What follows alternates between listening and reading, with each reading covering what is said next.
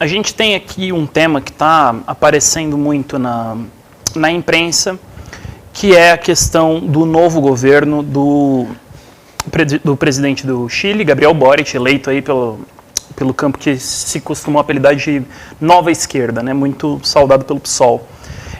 Rui, eu queria te perguntar como você vê esses primeiro mês de governo do Boric, né? Eu queria passar algumas informações para os nossos leitores. Primeiro, nós temos um artigo aqui na Fitch Ratings, que é a agência de classificação de risco de investimentos internacional norte-americana, fazendo uma avaliação sobre o governo Boric e a política econômica deles. A Fitch diz o seguinte, que, primeiro, o presidente eleito, Gabriel Boric, promete moderação na política fiscal, com promessas feitas desde a eleição do ano passado. Ele diz ainda que ele apoia uma política fiscal de manter a meta de déficit do PIB para 3,9% do ano que vem, que era a meta do presidente Piñera, e que ele também se comprometeu a manter as metas da redução do déficit a partir de 2023, que são aí as metas já estabelecidas pelos investidores internacionais, visto que todos os países aumentaram o déficit durante a pandemia por conta dos gastos emergenciais. Também nós temos aqui a polêmica que ele está comandando em relação ao problema do indulto para os manifestantes envolvidos em conflitos violentos durante a mobilização chilena que levou abaixo o governo Piñera. E é claro, né, perguntar para você também, como você vê o governo Boric e a escolha dele de um neoliberal no Banco Central, no Ministério da Fazenda e uma pessoa profundamente alinhada com os interesses norte-americanos na política externa? Primeira coisa que a gente deve dizer, né, para registrar aí o progresso da discussão sobre o governo Boric, é que nós falamos que esse governo era um governo pró-imperialista, que o fato de que ele se apresentava como grande esquerdista era uma farsa, que na realidade isso daqui iria ser um governo da concertação. As alianças que se fizeram em torno do Partido Socialista Chileno, um partido ultradireitista, mais direitista do que qualquer outro partido dito de esquerda na América Latina, e que seria a continuidade da política dos partidos centrais, né? De um lado a direita, pinochetista, moderada, né? E de outro lado os socialistas chilenos, que são também muito direitistas. Bom, no momento em que nós falamos isso daí, porque já estava muito claro que era assim, nós fomos aí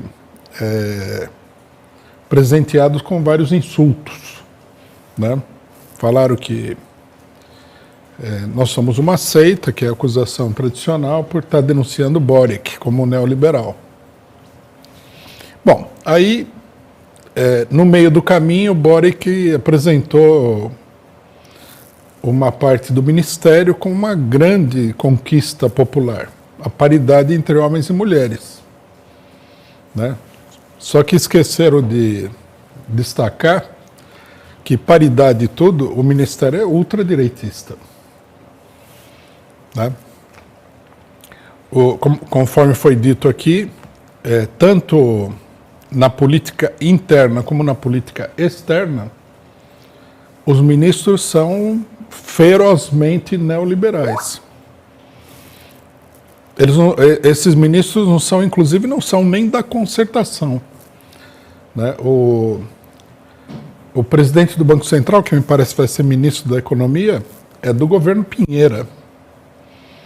E o presidente do Banco Central também, são dois... Essa é uma mulher. Uma mulher, não, lógico que isso é bom, né? Porque você tem uma conquista aí pelo fato dela ser mulher, mas o povo chileno não vai agradecer a presença dessa mulher, né? Na política externa, nós já tínhamos chamado a atenção, foi colocada uma pessoa que é uma pessoa de confiança do Departamento de Estado norte-americano, que é inimiga da esquerda nacionalista na América Latina. Mas tem mais um detalhe, não é só isso. Tem um outro ministério muito importante que também está na mão de pessoas altamente suspeitas, que é o Ministério do Interior. Né? Uma notícia do blog Resumen Latino-Americano fala que... não, ela não é do Ministério do Interior, ela é chefe dos assessores de Boric.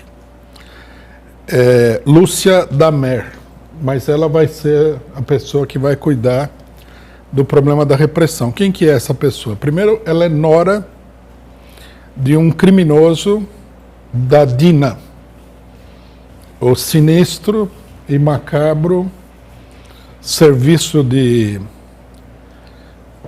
polícia política da ditadura Pinochet. O sogro dela, né, o ex-sogro dela, na verdade, é um criminoso, condenado um dos poucos que efetivamente foram condenados. Você imagina, né? A maioria não foi condenada, esse aí foi condenado. Imagina como ele deveria ser uma pessoa boazinha, né? E, curiosamente, né, ela é especialista em quê? Em violência urbana, né, e segurança em geral. Quer dizer, o sogro não é uma casualidade, poderia até ser, muito excepcionalmente, muito fora do comum, poderia ser, né? Mas não, ela foi casada com o filho do cidadão, que também deve ser um direitista. E a própria matéria fala, possui uma trajetória ligada ao lado mais obscuro da concertação. Quer dizer, obscuro por quê? Porque é ligado aos serviços de repressão do pinochetismo.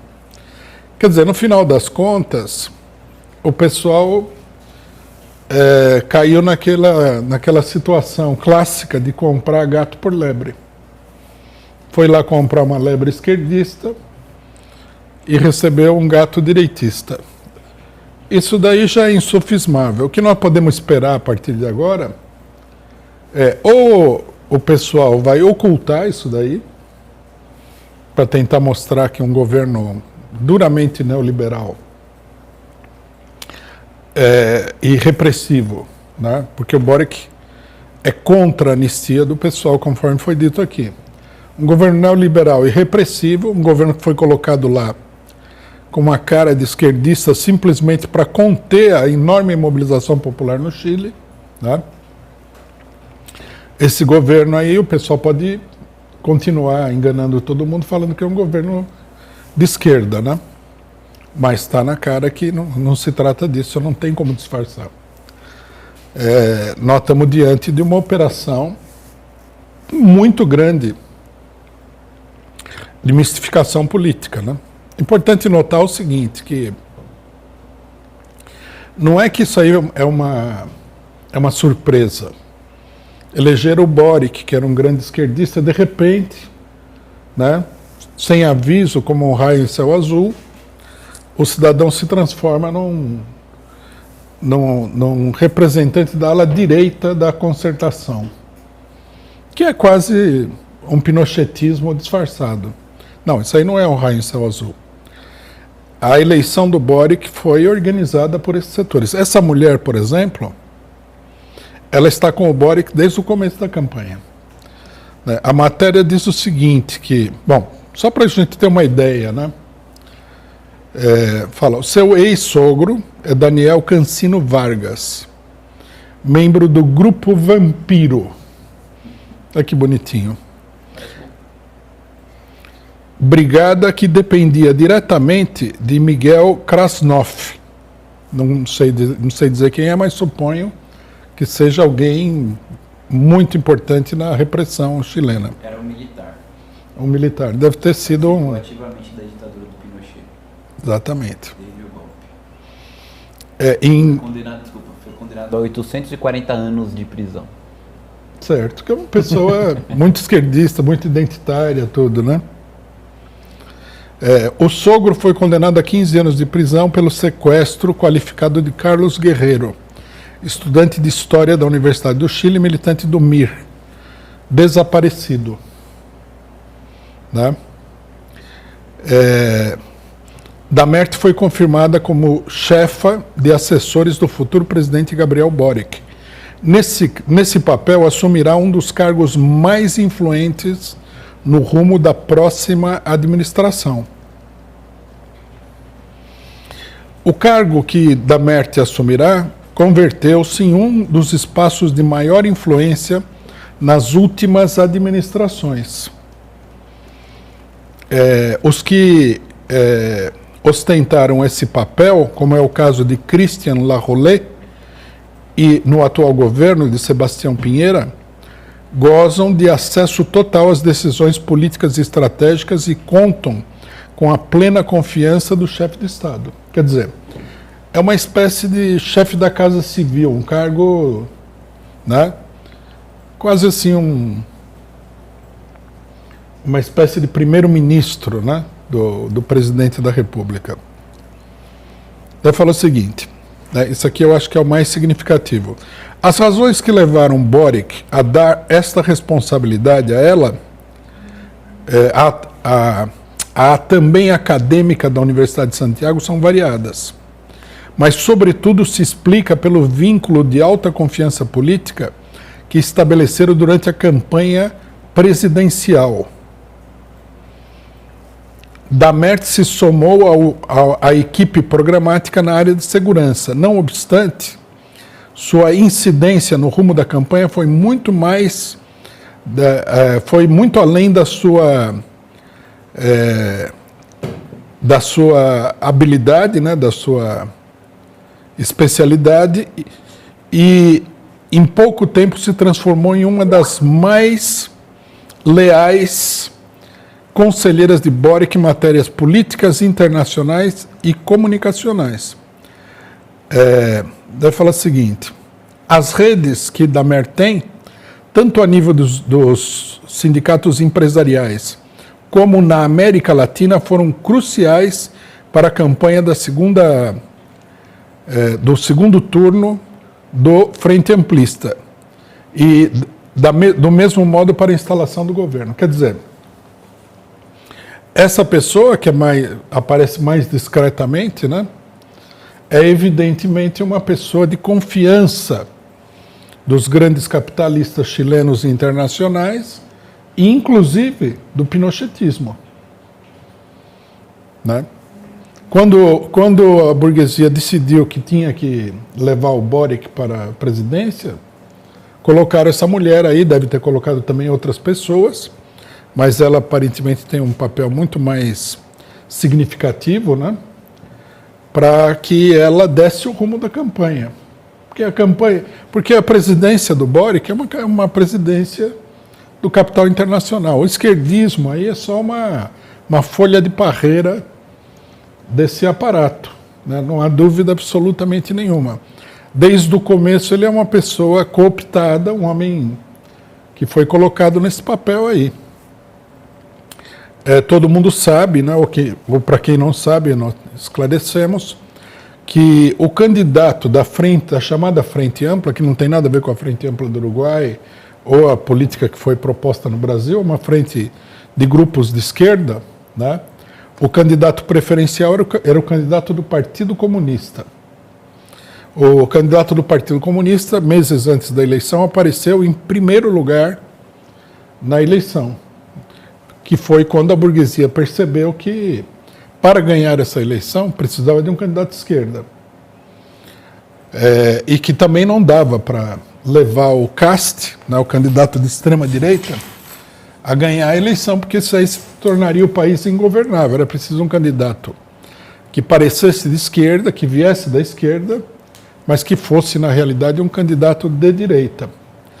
Então, nas primárias, né, que é uma outra manobra que a burguesia inventa para controlar o regime político, concorreram o candidato do PC chileno e o candidato e o Boric, né? E a imprensa, isso daí foi muito debatido. A imprensa chilena fez uma campanha contra o candidato do PC, né? E sabe-se lá como é que foi feita essa primária, porque essas primárias são um jogo de cartas marcadas, né? E o Boric, que era um azarão, ganhou. Bom, a partir daí a imprensa começou a falar bem dele, né? E aí ele foi se levantando aí como candidato esquerdista. Quer dizer, fica claro por tudo isso que fazer campanha para o Boric, apresentá-lo como um candidato de esquerda, é uma verdadeira falsificação política, uma fraude política. Nós temos também o caso a discussão, né, que essa daí já envolve toda a esquerda, sobre o Banco Central, né?